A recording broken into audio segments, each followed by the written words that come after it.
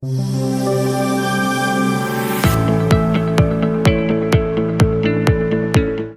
ready for this? Are you sure? We may as well do it, right? Great expectations, I love that. Is it okay if, can we get really real today? Is that all right with you? Is it okay if you don't play church and pretend oh yeah, I'm fine? Some of us have had some unfine moments in the last several years. Would you agree? Here's my question for you. Actually, let me say this. This is not the talk that I wanted to give. Yet, God and the universe were pretty clear about what I needed to share with you today. So I'm going to share with you some stuff that is, I want to do the polished, clean, shiny, fancy thing, talk about widgets and algorithms or something like that. But is it okay if we have an unfiltered, not perfect conversation and I just share with you some of the stuff that I've got over the last couple of years? Is that all right with you? Because here's what I know. We've all had some face-down moments, just like Anna was talking about. And I want to give you a couple tools that I think will help you through that. Because here's the real deal. I remember this moment. Here we go. This moment was several years ago. Actually, not far from where we are right now. And it was this beautiful day. We're in this amazing stadium. And I volunteered to ask a question because, I'm participating. And I come up with this perfect question that I'm going to ask. And this nice polished question. And then all of a sudden I get up there and I'm face to face with the world's toughest man, David Goggins. And I'm ready to ask my nice PC question. And yet the moment that the mic hits my hand, my mask shatters and my raw truth just comes spilling out. And I remember I'm looking at him and I said, my wife just asked me for a divorce and I don't know what to do. It got real quiet there too. And I remember him looking back at me and with his these hard, tough eyes. And yet behind is this kindness. And it's like he just looked right into my soul. And he goes, I know it's hard. I know it hurts. I know how hard this is. Now toughen up and move on. It was, somebody filmed it and put it online. It got, I think as of now, it has over 40 million views. And people saw someone that was brave, yet that is not what I saw at all. When I watched that video, I remember how scared and, is it going crazy? Or are you going to make me care? Oh, let's see. Okay, we're going to see if I can do Italian and everything else at the same time. Okay, is that better? Do I need to turn this one off? Okay, there we go. I can do this. There we go. Okay. That's better. There we go. Okay, thank you, Tony. I hate when they just let it go bad for an hour. That's crazy. We're not doing this for an hour. So anyway, I remember I see this video shows up online, and everyone's like, "Oh my gosh, you're so brave," or so whatever. I'm like, I'm not brave. I was scared out of my mind. I was terrified. I look at that. I don't see a brave dude. I see someone that's scared. I see someone that's about to hit rock bottom, and I know when I'm standing there, this is the second time I'm about to hit rock bottom. A decade earlier, I was living in Alaska, and at that moment, I had the perfect life in a sense, right? I was the top realtor. I had 3 amazing kids. I had a great business. I was married. Everything looked good from the outside looking in, and yet it wasn't good on the inside. Have you ever been there? Everything on the outside looks good, and on the inside, you're falling apart. I remember on the inside, I felt worthless. I felt like I hadn't earned the success I was having. I ended up self-sabotaging my entire life. I had an affair. I screwed up my marriage. I screwed up my business. Everything disappeared to the point where there's one night and I'm laying on the floor of this vacant building, convinced that the kindest thing I could do, the best thing I could do for my kids was to take my life and check out.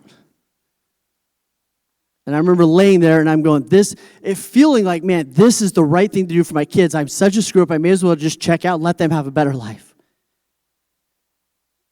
And I'm laying on the floor, and you can call it the universe, I call it God. He whispered in my ear, and he said, nobody's coming to save you. Nobody's coming. Nobody's going to show up. You either check out or you step up and you be your own hero. I'm very grateful that trembling, I decided to go on one more day and see if I could actually be the hero that I was waiting on. I got remarried, moved to Dallas, a lot warmer. And business took off. I grew a great coaching company, right? I had 2 more kids. Life is good. It felt like redemption at that moment, right? But then 4 years ago, right, the floor fell out again. I remember I found myself standing face to face with my wife at the time in our living room, and I remember just the crushing rejection. I remember thinking, I've done everything I thought you wanted me to do.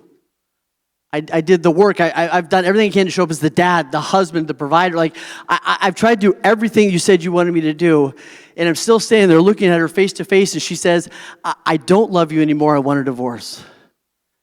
I want easier, and I sure as heck want better than you. And I remember thinking, like, dude, why are you fighting so hard for someone that likes to watch you break? I felt crazy, right? Why am I working so hard? There's something so deeply disorienting about fighting for someone that enjoys causing you pain. Why am I fighting so hard to stay in this thing? I remember every day, I would hear it from her, but then I remember saying it to myself, you're worthless, you're nothing, you should have just killed yourself before.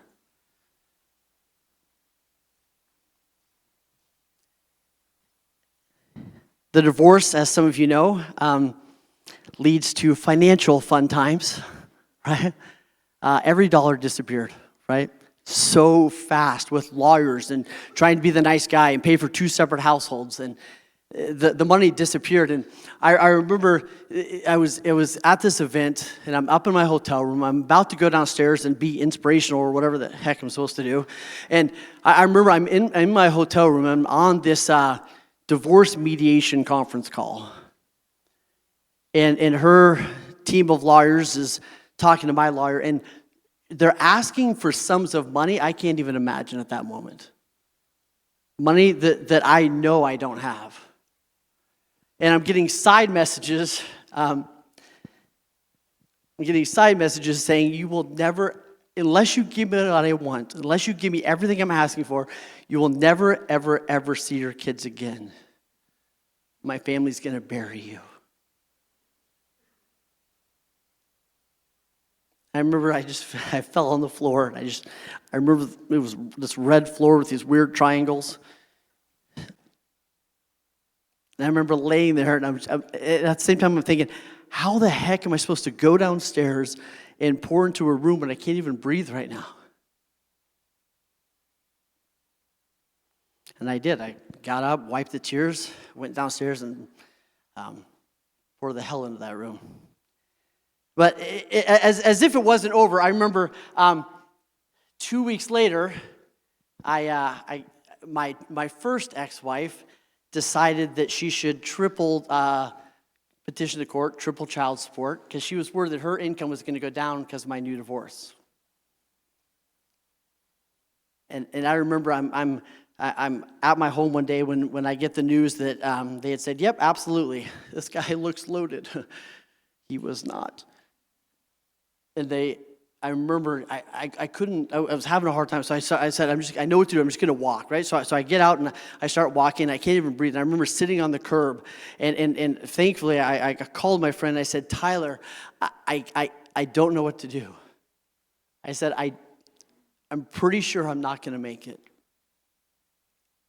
I can't see anything, it's all dark.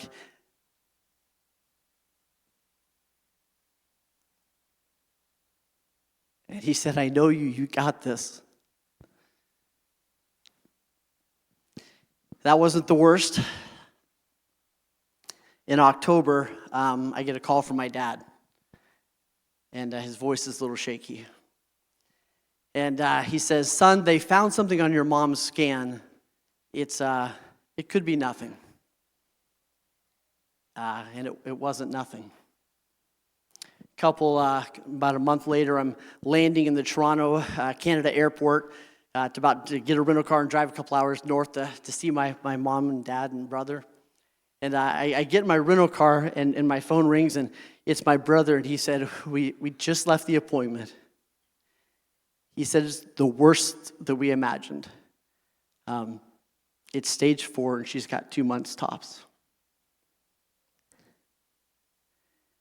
I'm so grateful that God decided to give us 15 beautiful months. Right? 15 months of doing puzzles at night while trying not to mess them up with our tears.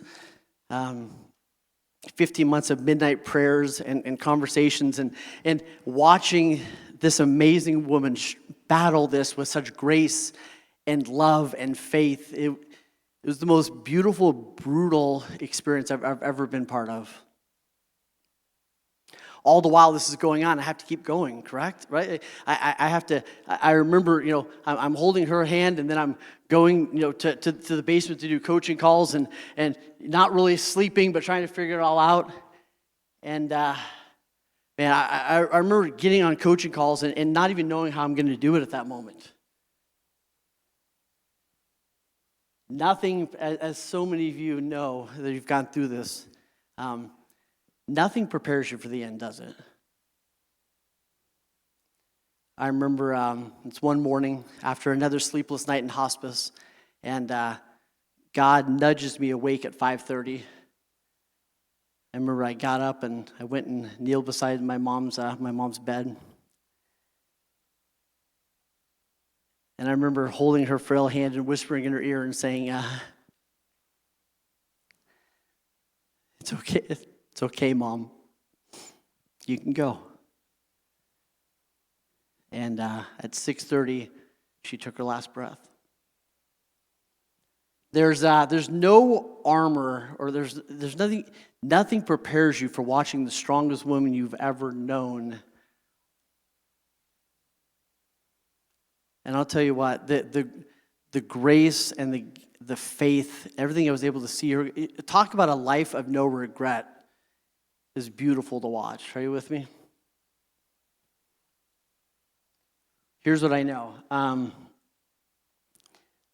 This has nothing to do with me. All this has to do with is have most of you have been through a face down moment at some point, correct? Here's what I know. You're either going through one right now, you're about to go through one, or you're probably helping somebody else go through one. Yes? Can I share with you some unperfect, gritty things that helped me go through my stuff? I feel compelled to share with you a couple of things that have helped me, and I hope that they help a couple of you. Is that all right with you? Okay.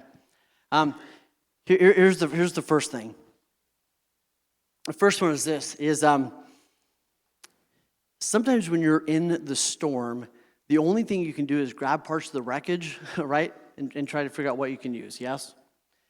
Here's the first tool. The first tool is this. The first tool is just do the next right thing. We were talking about this earlier, right? Have you ever been in that moment where you're going through something tough and somebody goes, "What's your plans for the year?" And you're like, "What the heck are you talking about?" Right? Like I can't see a year. I can't see next week. I don't even know if I can see past lunch.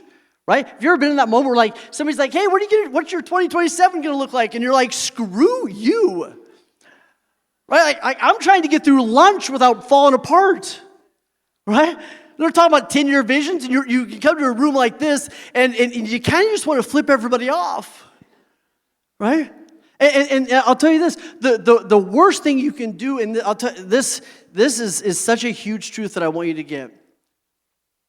I remember years ago, I'm driving down the road with my son, and we're talking about something, and he goes, "Dad, there's always going to be somebody doing better than you."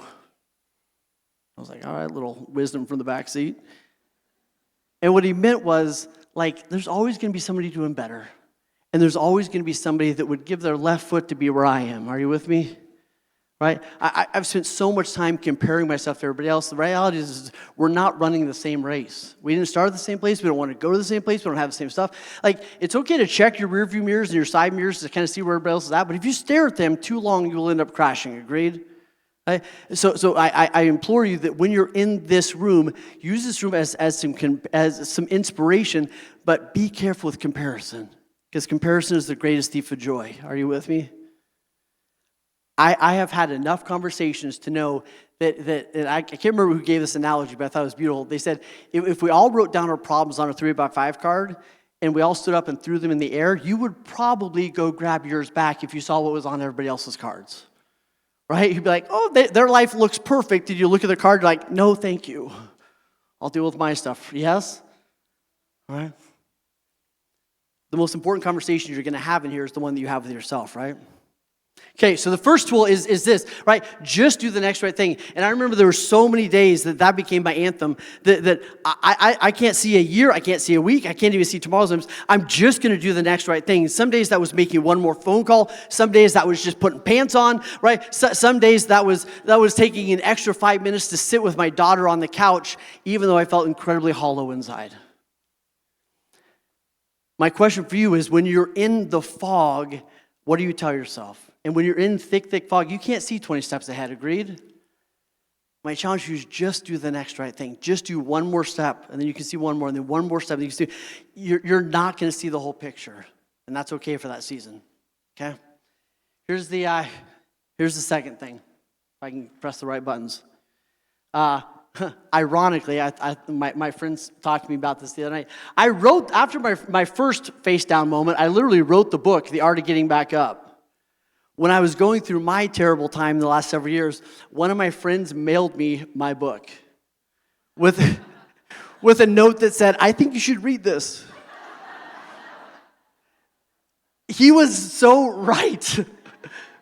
I remember the irony of me crying and getting emotional and getting mad and happy and everything at the same time, reading my own book, which was incredibly weird, right? But thank God I had no idea that I needed to write that book way before I needed it. Are you with me? Here's the second tool. The second tool is this, right? The second tool is have to versus get to. I remember one day I'm picking up my son, and it's I think it's a Tuesday afternoon. I see him barrel out of the school, and he jumps in the back seat, and he goes, "Hey, Dad, why are you picking me up today? Usually Mom picks me up today." And I go, oh, man, I had to move some things around in my schedule. Mom got busy, so I had to make some adjustments, and I had to come get you.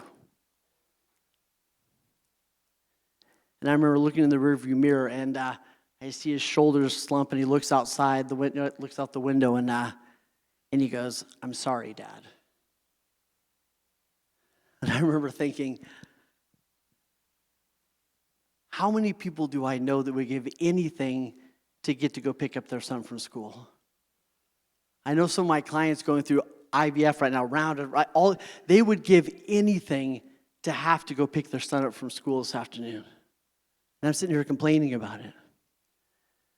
As I thought about that, it began to change everything for me, right? All these different moments thinking about, what am I saying in my life that is a have to, that really it's a get to?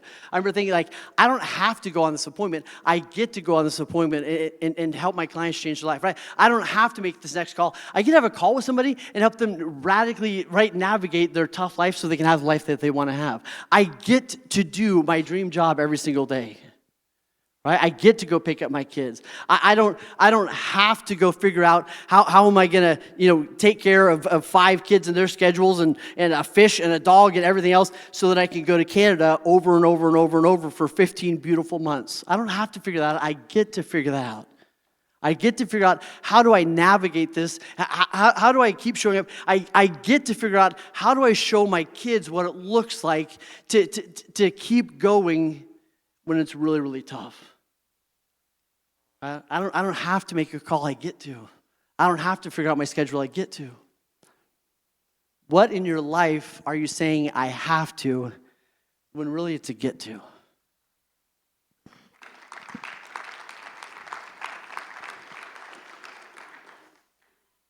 I I know that a lot of times it doesn't feel like a gift, but I saw this quote the other day, and it said, but what if it's the gift you didn't ask for that turns you into the person you were meant to become? Saw another quote that said, what if God wrecks your plans so you don't end up wrecking your whole entire life? Right? I was like, he must have something planned. Or my plans were terrible. I don't know what's going on because he keeps wrecking everything. No, anyway, so let's no talk. Right? But so beautiful, yes? And here's what I want to say. This doesn't mean it's easy. Are you with me? Like, this is not rainbows and butterflies. This is tears on the floor. How the hell do I keep going kind of stuff, yes? But if I can switch from have to get to, I can see the purpose in the pain, yes? Let me give you the third one. The third one is this. This is the one that is the most sacred to me, right? Laying on that floor in Alaska, getting ready to take my own life, thinking, right, I either check out or be my own hero. And here's the reality, right? I believe each of us is called to be our own hero. It's kind of like putting your mask on the plane. You got to put your mask on first. And if you put your mask on, you can help somebody else put theirs on, yes? Right? I had no idea that face down moment was actually going to be the thing that led to Hero Nation coaching. I didn't know my whole Hero Nation coaching, my whole business, my whole life. I didn't know that that's where it was born, but it was, right? And God put me on a mission to help create heroes. It's pretty beautiful, right? My mission is to raise up, train, and empower 1 million business leaders to be their own heroes, to see their own greatness, to unlock their full potential and create epic lives. It's pretty great, right? Let me say one more thing on this. Being your own hero doesn't mean you do it on your own. Being your own hero doesn't mean that you don't ask for help. It actually means you do ask for help, right? One of the most heroic acts you can sometimes make is saying, I don't think I can do this, I need some help. Are you with me? We've got really good at grinding it out, right? Gritting through, right? Just doing it all on our own. And I'll tell you what, it's the hardest, toughest way, and we weren't designed to do it that way, right? I remember a quote that said, I'd rather you cry on my shoulder than me cry at your funeral. Here's my question for you. Let me say it this way. What if you treated yourself like someone you love? What if you treated yourself like someone you love? You would tell your best friend it's okay to cry. You would tell your best friend, I got you. You would tell your best friend, do you need a hug? Do you need a hand up? Or do you need a kick in the teeth? Right? Would you do that for you? Sometimes being your own heroes, for me, was looking in the mirror and saying, Wayne, you're worth fighting for today, and not believing it. Here's the last thing that I'll give you. The last thing I'll give you is WWWD. What would Wayne do? Here's why I say that. I remember years ago I was reading one of my sons a book about heroes, and it was all these different heroes throughout history. And I'm sitting there reading this to him, and the thought that hits my head is, would I want him to read my story? Would I want my kids to read? If somebody followed me around and wrote my story down, and my kids used that as the manuscript to live their life, would I want that? Would it be a story of like, he tried hard, it got tough, and he gave up? Or would it be a story of a really unperfect guy who got resourceful, who kept learning how to do it and kept fighting even when he didn't think he could? Do you want your kids to read your story? So when I say what would Wayne do, it's what would Wayne that I'm growing into, me, right, a year from now, me 3 years from now, that version of me that's more powerful, more present, right, more aware, what would he do in this moment? So I want you to do this. This last year has been amazing. This last year, I was able to see my son give one of the most amazing commencement speeches I've ever seen. After taking care of my mom for 15 months, I decided I was able to start taking care of myself because I had some more bandwidth. Nobody needs to see that. I lost 35 pounds since March because I've been taking care of me. Great. This summer, I got probably the best summer I've ever had with my 5 kids. We laughed, we cried, we played. It was freaking beautiful. Here's what I want you to know. Life is tough. And it's really, really worth it. Right now, I I get to coach amazing people and do pretty cool things. Here's what I want you to do. That's my number. I want you to write it down. Here's why. If you're in the fog, I want you to know you don't have to do it alone. If you're having a face-down moment, if you're having your hotel on the carpet crying moment, whatever it is, I don't want you to do it alone. And if you don't know what the next right thing is to do, it's probably reach out and ask for some help and not do it alone. Are you with me? You're not broken, you're battle tested. I don't think you're behind, but you are being built. You did not come this far to just come this far. So my one request for you today is that you let you cry, let you ask for help, let you just make one more phone call, let you skip the gym if your soul is more worn out than your body that day. Let you be the hero you know you were meant to be. My client, hold on, this is going to get weird just for 1 second, Tony, then I'm leaving. So, my client gave me this shirt, mailed it to me. This is my Hope Dealer shirt. And the mics are gonna hang me. This is my Hope Dealer shirt. And I believe that we are in a room of Hope Dealers. Would you agree? Because you are all doing this on a daily basis. So here's what I want you to know. I don't know if I can go back. There we go. The most wounded people usually make the biggest impact. I had a therapist tell me that many years ago, and I held on to that thing.